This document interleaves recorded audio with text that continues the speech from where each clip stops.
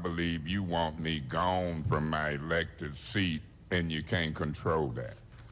Flint City Councilman Eric Mays escorted out of last night's city council meeting by police in handcuffs just a couple of weeks after his peers voted him out as president.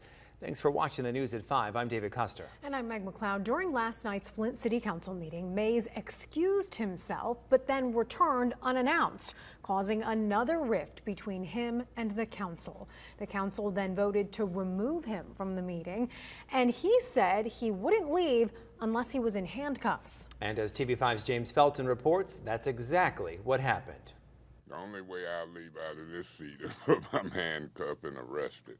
And that's exactly what happened. I was handcuffed and arrested. Flint City Council person Eric Mays spent a little time in police custody Monday night. Mays asked to be excused from a committee meeting. He was excused. A short time later, Mays came back. Fellow council members thought Mays was done for the night. Mays did not. So the council voted to remove him from the meeting, saying council members can't go to and from meetings as they please. Eventually, Mays was escorted out in handcuffs. I believe strongly it was politically motivated. I think you'll see a bunch of this shenanigans go on between now and August. Mays is running for mayor, but council members scoffed at the notion his mayoral run had anything to do with him being sent out. I don't even care that you're running.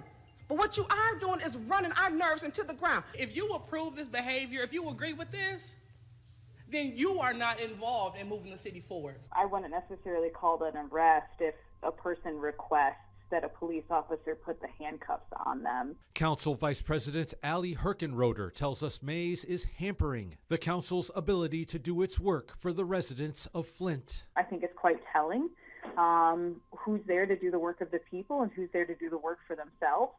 And I think that the remainder of, our city and our community is going to see that. Herkenroder says after May's departure, council had a productive meeting addressing issues like crime and gun violence prevention and a cancer cluster study. We were able to get all of that conversation done because we were able to treat each other with respect and dignity, even though we all did not agree. For his part, Mays plans to be back at the next meeting. The council and the police department will be embarrassed for the decision that they made last night.